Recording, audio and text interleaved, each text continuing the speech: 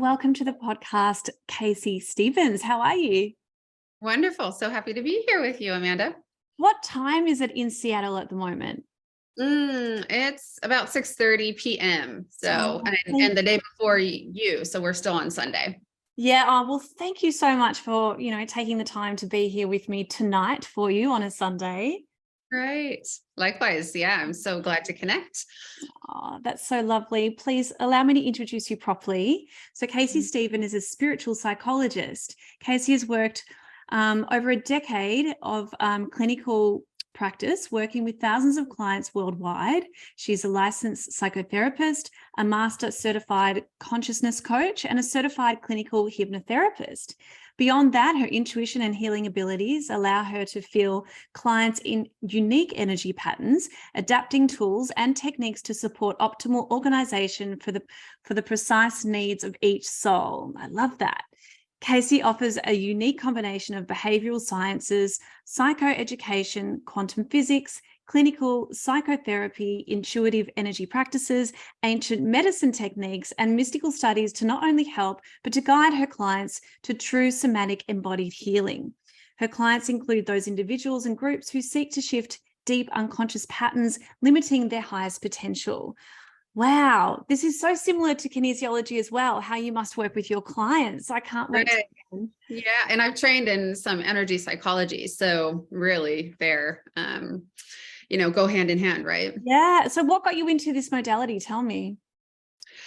Oh gosh, I mean, kind of a lifelong journey, right? Aligning more with my purpose as I went, but I didn't. I had a whole nother life before I did this, kind of the first, my 20s, I guess, and totally worked in a different industry. And then there are these moments, right, where life kind of redirects you, and had to reset after some really intense challenges in my own life and really get me onto an even more clear, aligned path with myself, which obviously took lots of years of self-work, inner work, reflection, therapy, healing, all of those modalities. And just as I dove deeper and deeper into my own healing process, and I recognized during that time, just how high of a value that was, because I hadn't really been presented as like, well, how do you orient yourself to the world? What are your real conscious values? So, and I really learned that I kind of like to seek and grow. And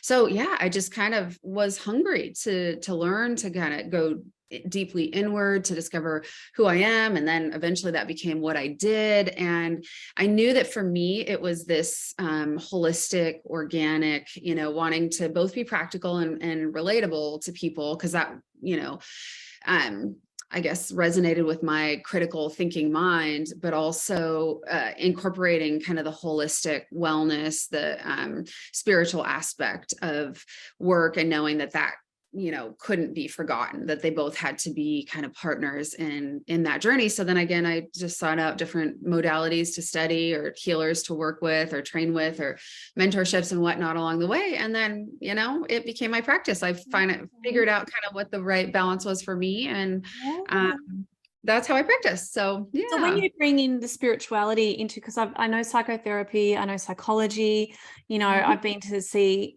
counselors before, but when you go and see a spiritual counselor or psychotherapist, what's the difference? Like, how do you bring in that spirituality?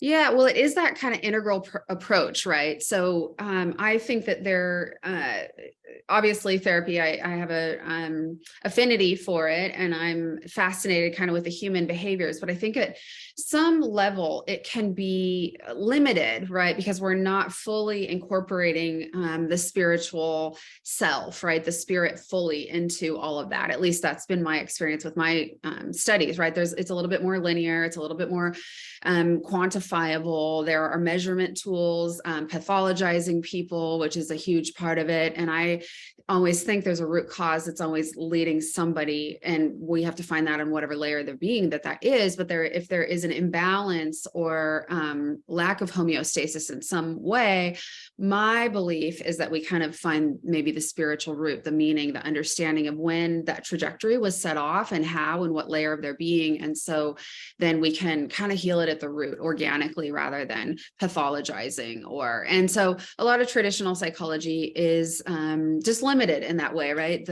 There are boundaries and barriers and rules and restrictions and all of those things, and just kind of a limited way that traditionally, right, that field will operate from. And so I think it's like, how do we make that even more comprehensive? How do we integrate, the spiritual self? And for me, spiritual isn't religious, right? It really is, speaks to relationships, and it's all our relationship to ourselves, to others, to the earth, to a higher power, to the past, to the future, and to the present. And how do we integrate all of those and embody them? And so I just couldn't practice any other way, because it would be, dishonoring, I think, my values and my soul essence to do that, because that is kind of just the way, which is why it's easy, right, to work with anyone. I'm always fascinated when I'll have people from, different races and religions come and work with me, because then I can learn from them and then see how this overarching umbrella of this relational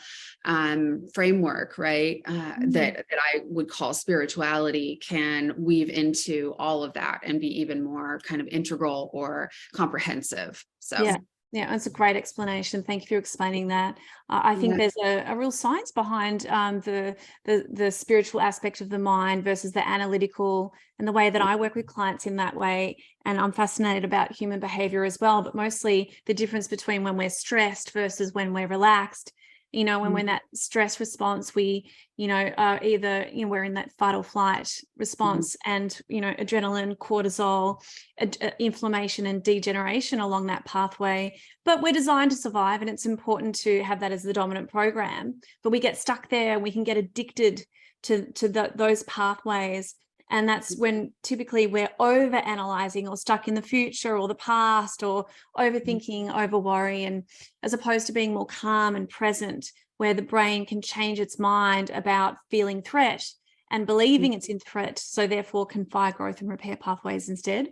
And Absolutely. From that place, we can rise above and connect to our higher self, right, which is how we come from our intuition and guidance and flow in path, which is very healing. This is what people forget, is not only is that a wonderful way of thinking and manifesting and creating in our lives and feeling good and feeling happy again, but it's also the best way that we can promote growth and repair in our minds and bodies. And I had to learn that the hard way when I was diagnosed with MS and I was paralyzed in a wheelchair. I had to learn in every way that I could, how do I maximize repair? And that's how I kind of fell into my work. Wow, honey, that is just brilliant. So, tell me a little bit more about that journey, because I know people that listen in my group would love to hear a little bit about how you overcame that with your resilience. Really short snapshot. I was diagnosed with MS when I was 24 years old, but I think prior to that, I was already having limiting self-beliefs on having goals in my life, but not really believing in myself enough, and therefore not believing I could make it happen. So there's an inner conflict that brews there when we want something, but we're not believing. And that also puts us in that survival stress response. And for some reason, my body slipped into more of an autoimmune disease, creating MS. And I was diagnosed when I was 24 years old. And that made me not believe even more that I was going to achieve my goals. And I was frightened about my future, and I wasn't looking after myself, and my actions were a mirror image of how emotionally paralyzed I felt. And so 5 years later, my worst fears were realized, and I was paralyzed in a wheelchair. I couldn't walk, wash, or feed myself, and my whole left side of the body was paralyzed. So I lived in hospital, and they flooded me with all the medicine I needed to reduce the inflammation in my brain, but still I couldn't move. And they extended that for a period of time longer. And something switched inside of me during those dark moments where I just hit rock bottom, and I had to discover a whole new version of myself. And a part of my spirit was, I guess, born then. And that's how I learned what I was capable of. But there was one special day when things changed dramatically for me, and it was the power of joy. And I think when I was young, I cut that off from losing connection with my higher self and intuition to cope. I became an overthinker, and I was very, very worried. And so I cut off that without realizing, and came from my intellect and the worried mind, instead of knowing better and tapping into my inner wisdom and higher self. So I had to think a different way, and I learned that what I was thinking and what I was feeling and that what I was believing was creating this really bad biochemistry that was leading to more inflammation for me. And so when all of my girlfriends and my twin sister came one night to put me in my wheelchair and wheeled me across the road, we had dinner. We had dinner together and we just chilled out. And for the first time after a long time, I was just relaxed and I was in the moment and I was present and I was laughing with my friends. And something very special happened that night. My toe moved for the first time when I got back to hospital. And so I realized that I started to shift what I was believing, and I created more of a flexible mindset because I was more relaxed. And you can change your mind about the story and what you believe about yourself, but with a flexible mindset. And you've got to be in that growth and repair pathway instead. So I didn't know what was going on at the time, but that was the start of me letting go of that stress response and having to back myself to believe, no, as soon as I saw that my toe moved once, I was like, oh, okay, I now have the courage to go for it. And I was first in at physio, last to leave, and I walked and ran in 6 weeks. Oh my gosh. It was incredible. And then so that prompted me to study and research nutrition and mindset of, oh, how did that happen and how do I keep it happening? And so that's my story. That's how my work. How do you help other people have it? You know, you're obviously doing this wonderful work in the world now too. So what a beautiful story. And that's exactly how it can work. And I love even that just word around flexibility. It's so, you know, anywhere that there's rigidity, right, that's going to show up somewhere in your life as disorder or dis-ease. And it's interesting. So, you know, adopting that limitless flexibility inside your mindset is so essential. So amazing that you found the key. You found well, it's amazing what you can do when you've got no choice but to succeed. Hey. Right. Absolutely. We all go through something like that, I think. At least I reckon I've died and been reborn a few times in my life already. I'm 43 in a few weeks. So I was just going to say, when you said you were 24, I thought you look 24 now. I mean, thank you.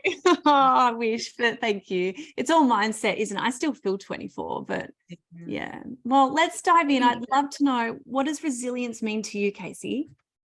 Well, I mean, you just gave a really beautiful definition. And I would say that it's, you know, a truism I come back to again and again is a problem's not a problem. It's how you orient yourself around the problem. And so it's really this flexibility mindset that you just so perfectly, you know, demonstrated. It really is that. And if we're too locked into thinking, right, and we might not even understand what those beliefs or those programs are. And it can be really hard when we're having physical pain or whatever, that disability, disease, you know, or whatever limitation. It's really, I mean, I understand it's like the hardest thing in the world to have that, right? Especially when you're suffering or struggling in some way. But if you can make space for an opening of a new possibility, that is growth, right? I mean, that is this unknown that you're expanding into, and everything that's different or better than you have already experienced exists in that place, right? So we have to open and expand into that place. And then it's the choices that we make. And we always have a choice, right? Even if we're, you know, completely disabled and paralyzed in a wheelchair, right? Like we always have choices with our mind that we can use, or choices in, you know, like we always have that choice. And so if we possess and own that choice fully, and then lean into, okay, well, this is a problem and it's not always necessarily going to immediately change, but how do I really want to organize myself around this problem?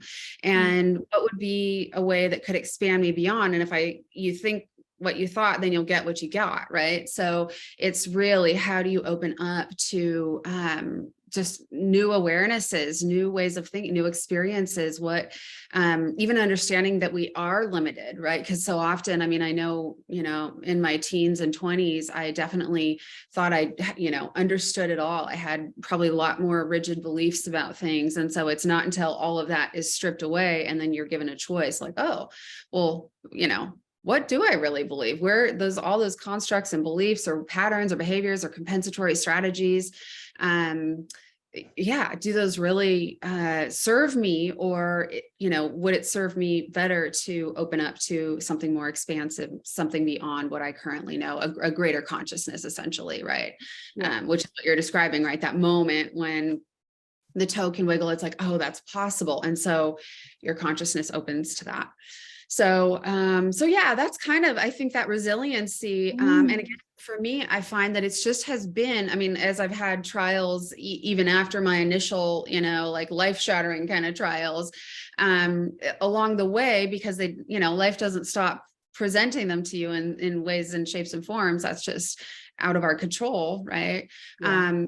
It really is. I recognized what a core, like, innate value that was inside of me to have this resiliency. It's like, if there's a problem, well then, okay, what do we do? Like, how do we, pull on our gloves and do whatever is necessary, seek the help, find the people that can be guides to us, whatever that would be, because, we have to leverage, I'm sure what your clients and mine are doing is leveraging that expanded consciousness, right? That expanded awareness. And so it's, many times for myself, it's been that choice to lean into somebody who I could leverage, who had already expanded beyond the point that I had expanded. And so it's that orientation, right? To do that again and again, or finding those things in yourself. You can find those things in meditation or whatever, aspect that can come through, as long as there's a gateway. We can see the gateway, we believe in the gateway, we open the gateway, we walk through the gateway. Yeah, I agree. And I think the more relaxed we are, which is what I'm doing in kinesiology, is I'm working out what points to hold to move the energy to bring that client back into balance, calming the autonomic nervous system so that the sympathetic and the parasympathetic is more balanced. It's from there that we can then elevate our mindset to see from a new perspective, like you're seeing from the penthouse, and you can see all the streets, you can connect all the dots instead of just from the ground floor, where all you can see is what's in front of you. Carolyn Meese taught me that analogy. Oh, she's fabulous, isn't she? Fabulous. So she talks about a tall building, and when you're on the penthouse, you have that more elevated mindset, and we access more, like David Hawkins' work with the power of letting go. He talks about, our elevated emotions of love, joy, compassion, and resilience, and they're more accessible with that elevated, flexible mindset. But when we're stressed, we access worry, anger, resentment, rage, and it's easy to do, right? It's easy to slip into those other things, but it's really even understanding just how that work and how miracles can happen. We can literally quantum leap in any area of our life when we have done that, right? When we lean into that resiliency and that. So when you've got a client that comes to you and they're really stuck and they just can't seem to create that new reality, say with their career or money even, and they're just really wanting it, and they feel like they're doing all the things, what do you notice is the breakaway open into that expanded consciousness to be able to create that for themselves? Well, I always think it's important, right, to go back to the root and understand, like, sometimes we have to deprogram. So it's identifying the source, and that's where just treating the symptoms or talking about the problem, or like, we can't get there until we've maybe gone back. And even if we symbolically do that, we can go access, and all of that information, I believe, lives in, as imprints in our body, right? It's this stored trauma that somehow is locking us up. And so often with me, I kind of have this intuitive, like clairsentient quality where I can feel those patterns in people's body. And it's really, I call it tracking the energy. So it's probably very, very similar to the physical points that you're doing. But for me, and it doesn't matter where in the world, because once I connect and I have the contract to do that with that person, then I can kind of guide them. And I don't ever just want to do it for them. I want them to understand what that looks and feels like, because we can be paralyzed in any area of our life. Yeah. And so it's really identifying, where is that and what do we need to track and move and shift that is inside the body, that's some old stored memory field or old trauma that we're responding to, even if we might think consciously that we want to change that pattern and we're doing all the best things that we can. Like, sometimes we have to really go back and excavate whatever lives there, and just it's just, as I'm sure you do, it's like identifying, what is that? origin point, I guess, that lives inside the body. And then what does it feel like? And let's be with it. And you can see that you can survive it, right? That you've already survived it. And so then once you meet that energy and allow it to move, then how does it move to another place? And you just keep tracking it until there is some relief, right? And so if there is a real stuckness, I find that doing this kind of, quantum healing or this shamanic journeying that I do with people, where you're just kind of going in and having this very somatic, experiential session where you're just tracking the energy, and then there's just immediate relief, right? And your body will go through so many, as like intense, emotions or feelings or sensations that are physical, and then you'll just see them lift in a second, right? As long as you've actually greeted energy in a meaningful way. And so then you can go approach something and finally arrive at the place that you are in the present, but you have to kind of clear out all of that backlog that is not flowing, that's not allowing flow, because the body's in some protective response. And there's a reason, right? If the body's responding in some way, it really is trying to get you back to balance, and the body, mind, spirit, all the layers of the being, right? If your environment around you, if it's, I can't remember what the other thing you said, money and something else. But if that's happening, it's not a coincidence. You have created that energetically at some level, and you're continuing to imprint and download the same patterns. And so even if you're frustrated with it, right? And we know the emotions, if you're frustrated or in rage or whatever the emotion is that you're feeling about the thing, we are, as we know, attaching more to those emotions. And so we're sabotaging and imprinting even deeper patterns. So how do we, again, find the light quality of what it is that we want to feel, when oftentimes what we're downloading more and more and more, even if this is an experience from a past life or, earlier in this life, we're downloading that heavier frequency, denser frequency emotion rather than the light quality that we want to experience. So. Yeah, and with energy, as we're moving energy and finding the blocks and opening them up, our body is completely connected structurally, biochemically, emotionally, and energetically. So you move the energy, your biochemistry is going to shift, hopefully out of that survival stress response into growth and repair. But there's so many different biochemical reactions that change when you change the energy. And physically, as if I'm working on a client's hips, and we've held points to move the energy from the kidney through the bladder up to the gallbladder, whatever the blocks are, then the muscles and the tendons and the ligaments, everything will shift at the end of the session. You might find alignment back in the hips, but you haven't even physically adjusted them. Structurally, biochemically, emotionally, we're connected. You might address anger that's going on in the body, and perhaps usually overthinking is the neck and shoulders. And you can relieve that tension and pain by holding acupuncture points towards the end of the body, so we're just totally connected. It's totally connected. It amazes me. And yet I know how, with such deep confidence, how well all of these systems work, because I've just seen it again and again. And every time I was just like, oh my gosh, this is so amazing to see these miracles kind of unfold for people. And, it works. It absolutely works. Like, there's no question. Yeah. Well, tell me, can you share a story about something you've been through that you'd like to share? Sure. Well, it's interesting. Even you're talking about autoimmune, and I find a lot of people have healers. A lot of healers in this work tend to have autoimmunity, right? And so I think that that's natural patterns that we all have. So I have some struggled with autoimmunity in my own world. And it's interesting because I think there is this, like our essence, right, might tend to be to, be pleasers, or to take on and be caretakers, but not necessarily have our own needs attended to, or just so many of those that really wire us for that, but also download these programs that end up leading to, some kind of that. So that's definitely a struggle, right?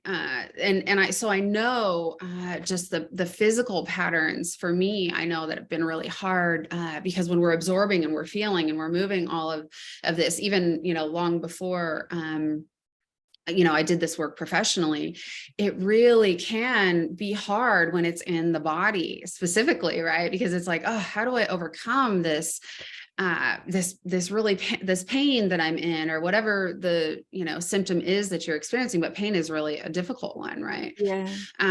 And so access, and not just going into this place where you're suffering and not able to shift past it. But I won't say even for me that it's perfect, right? I mean, I'll have flare-ups, but I have such a more clear relationship with what's happening and what those things are, so that I can kind of catch them. So even if they again show up again, it's like, well, what's the orientation? This as a small example, this week I went to a concert with a girlfriend, and I don't usually drink, or I eat pretty clean and I just do all of the things, but we had a couple cocktails before a concert, and I just really felt like death, like an unreasonable level, and it really caused a flare in my whole system. And so that can happen.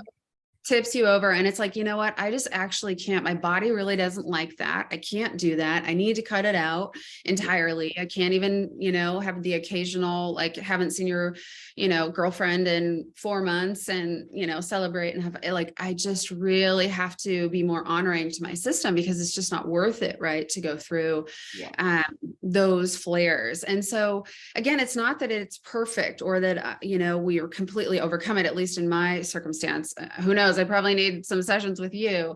But I've had such a working relationship with it that I need to honor what I learn, and then, grow from that. And so, it's becoming like the sensitivity and the awareness. It's such a direct response that happens immediately, that it's like, oh, I just have to really honor what it is that I've learned about my own body, and, this kind of health experience for myself. And so how do I listen to that? And just, I mean, man, I went through, at my cupboards even, and I had my parents come over and just pick up like anything that had anything whatsoever inflammatory, even though there was not that much here anyway. But it's just like, okay, how do I get rid of all of these, patterns, right? How do I listen to those? And a lot of it has to do with my intuition as well, right? I can just feel, because I also have had been a headache sufferer. Part of all of that is, headaches, migraines for me. And so it's like I can just start feeling it, right? Like climb up my neck when I'm not honoring my intuition, and I'll feel it and I'll catch it before it like reaches all the way. And I can actually do that now, right? So all of those things have come way, way, way, way, way down. And because all that I need to do is honor really the message that I'm getting. And if I don't do that, it gets worse, right? And it will turn into a whole, flared thing where I'm suffering and I can't do anything, and I have to lay in a dark room or whatever that is. And so for me, certainly there have been other struggles, but just, since obviously we're talking about health here, might be valuable even just to talk about that relationship, right? It's not ever perfect. I don't know what your experience is, if all of your flares or symptoms have completely dissipated, or if you still have to have an ongoing relationship. But for me, it's not about, like, healing is not deleting something forever, right? It's really when it shows up again, when you learn, like what do you do about it, so that you can get rid of it quicker, so that you can dissolve whatever that is, and just honor, It's a really, really important message, Casey, because in my personal experience, when I'm honoring the message, it's usually when I catch myself, because, catching up with friends and going out and having a few cocktails equals a reward to me as well. That feels like, oh yes, I'm having fun, so I'm going to have that cocktail. I've been working so hard. This is my free time, so I'm going to have that cocktail. And it just little things like that, or eating the wrong food, will tip me over. But I will be desperate or craving for that fun time when I've been working too much. And if I haven't given myself a balance of exercise, good food, or just actually having time out where I'm just having time off. So me honoring the message is way back on that line of, oh, why do I feel like that glass of wine tonight? Because I have been working back to back for the last couple of weeks and I haven't taken that break. What are your messages that you get? I mean, so many this week alone. Like, I don't know what came over me. I'm sure there's something, in the stars, but I just was really like, I was resetting my whole calendar, because sometimes I'll tend to work until 7:30 or 8 sometimes. And I'm like, you know what? I really can't do this. I had a couple of cancellations that all lined up at the end of my day. And I was off at like 4:30 or something, which is like unheard of. And of course, that's like a normal hour that most people are off.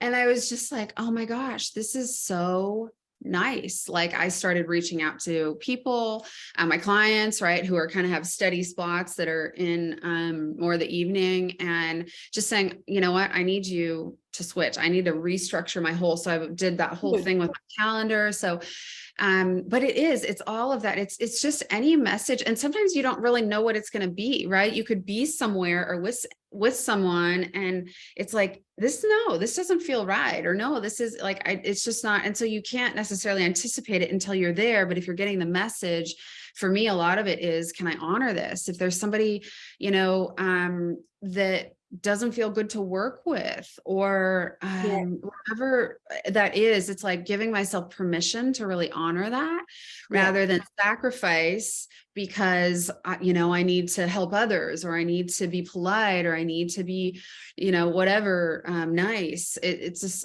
I can't do that. If someone comes over, here's another trigger for me, is fragrances, like perfumes. If I'm doing something and somebody shows up, I'm like, I'm sorry, you're going to have to go wash that off. I can't. So I'm willing to like say the thing that might be awkward or uncomfortable. I'm willing to kind of put boundaries around what I know that my needs are. Otherwise, I mean, I might tell somebody to do that, or I might just, hey, I can't go. Like, it just can't, it's not whatever. So, and it's so hard to do, right? When we are, I think in that corner of caretaking and helping, wanting to be good for other. Yeah. That pleasing. I put it in the confirmation email, all my boundaries. Hey, bring a water bottle. Wear socks to your appointment. That would be a good thing. Please don't wear perfume, and then it's in writing, and you don't have to say it. So smart. Well, I was even thinking in personal like relationships, like if a friend comes over and they're like wafting, because I, don't meet too much with people in my office anymore. So I haven't really had that, but even, I had a client ask me if they could vape. They were in the office with me and they asked if they could vape. And I was like, no, no, I'm sorry.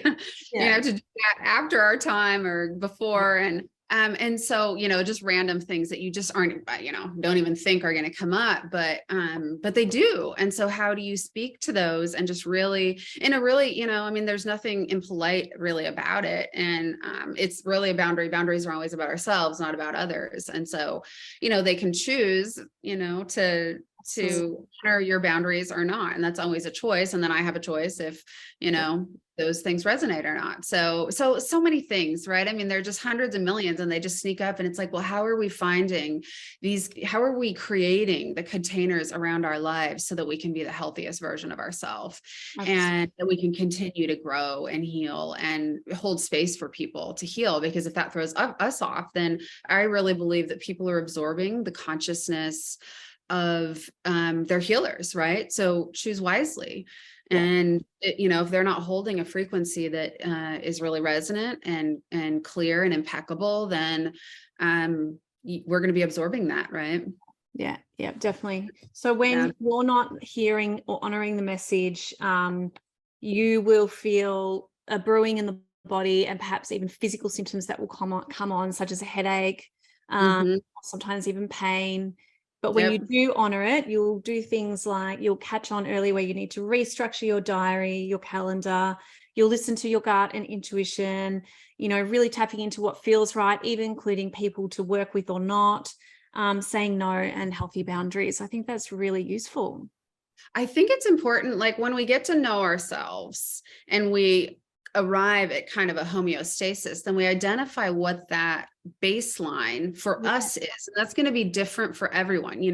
Some other people, you're going to have different needs and baseline, right, than I would. And so, and they're all right. I mean, they're all perfect and they're all right. And it's just really identifying what's my baseline. And if I'm off centered from that in some way, it could be, I think another places that I'll go up, I'll notice that I'm distracted. Like my thoughts are going to this thing where now I'm thinking about this thing, or I'm feeling irritated, or I'm feeling uncomfortable or frustrated, or there's something that will throw, it could be just this overthink. So I'm not present. I'm not as present because I'm off baseline, right? And so it's like, how do we come back to that presence? How do we come back to that center point? How do we know what that feels like when it's, just we're anchored in our body in that way, and all the rest just flows, right? It just really is flow. So exactly. And when we return to our anchor, which is why I called my business Bend Like Bamboo, is to anchor like the tree, to create that flexibility in the mindset. We know who we are, we know what we stand for, we know what we're made of, we know what to walk towards, we know what to walk away from, because we know how to return back to ourselves. And it's that homeostasis of that base, returning back to self, whether that's meditation or journaling in the morning and evening, and a way to catch yourself throughout the day to also return to base. What are those rituals for you? I mean, they're mine. What are yours? Oh, so many. And it all really depends on what's happening, right? So it could mean that I have to put on some Sanskrit music in the background, or I need to go stretch, or I need to go, meditate or lay down, or do some yoga poses. It could be tapping, or it could be anything. Yeah. It could be, I'm really hungry. Wow, I'm super thirsty. Or I need some, salt, pink salt in my water, or it's like where it is that you're out of balance, so that you then know all the tools, as comprehensive as that can be, and it can be ever evolving, but what are the things that will help you get back to that place? Like Sunday night, I'm not a big TV watcher or anything, but I thought, you know what, I've actually had a really busy week. I had this flare up at the beginning of the week. It's been kind of a go week. And I thought, when I'm done with our podcast, I'm just going to go like watch a movie or watch a funny show or something. And so, that just really is what feels like that will center me tonight, but it wouldn't be every night. It wouldn't be, it's kind of, how do you really listen to the message that the body is actually saying, and what would be the correct or, most appropriate antidote. And then that can be trial and error too, because if you're not having that relief or coming back to center, then, try something else in your arsenal, right? Yeah. Playfulness and, bringing that comedy back into life can really do it. Right. Yeah. Just the kind of that levity. So that was just a thought that I had, I don't know, before we hopped on. I thought, that's what I'm going to do tonight. I'm just like, feel like that. And it's not common, right? But if I didn't really listen to what I need, then I could do lots of other things that would probably also give me that peace. But I just thought, that's what it feels. That's what today feels like. There's a lot of science behind, that, when we don't take ourselves seriously, we relax and we laugh, we come out of that threat state, and we do fire growth and repair. I mean, I learned that on my journey when my toe moved. It was laughing with my friends and feeling safe again, present. And I felt the joy like absorbing up my body into all of my cells. It was a profound feeling. And then for my toe to then move that night, I knew something special had happened. So power of comedy and laughing. Yeah. Oh, it's so important. Yeah. Knowing that you need that. So, and really it is just that. It's like attuning to what is needed, because that's the flexibility that we're talking about, right? If every time there was a rigidity, like, okay, well, I feel this way and then I must go do this. It's like, there's no one right answer, and my answers might not be the right answers for someone else. And that's okay. But discover, go inward to discover what your answers are. Go inward to really understand what the messengers are that are coming through, and giving you information about yourself and who you really are and what you value, and how best to, what that feels like to be aligned with that. Yeah. And the messages about your sentence. Yeah. All that. Go inward. They're beautiful, beautiful lessons you've just presented, knowing yourself, which is different for everybody, discovering what your baseline is, coming back to your inner anchor, and so many different ways: music, stretching, meditation, yoga, tapping, hydration, water, all the pillars of health. Thank you so much, Casey. Do you have any other lessons that you want to share? They're all so juicy. Aren't they? No, I mean, I think hopefully we've covered, covered a lot. Yeah. I could talk to you forever on this. I No, likewise. No, I mean, hopefully people will find value in even just those. I definitely. don't know what else to add at the moment to No, that, that's but perfect. Honestly, thank you so much for sharing your story and how you work with your clients in your beautiful business. If you want to follow Casey, you can find her on Instagram, Shrink Bigger, and also her website, shrinkbigger.com. And all those links will be in the blog and in the podcast and the video on YouTube. Casey, thank you so much for being on the Bend Like Bamboo podcast tonight. thanks for having- yes. Thanks for listening to the Bend Like Bamboo podcast. Please rate and share the episode with your community or anyone you think may need to hear this episode. If you would like any help with maximizing well-being and flexibility in your life personally, you can see me one-on-one at the private practice in Melbourne or on Zoom if you are not local. You can book in or find more info at bendlikebamboo.com.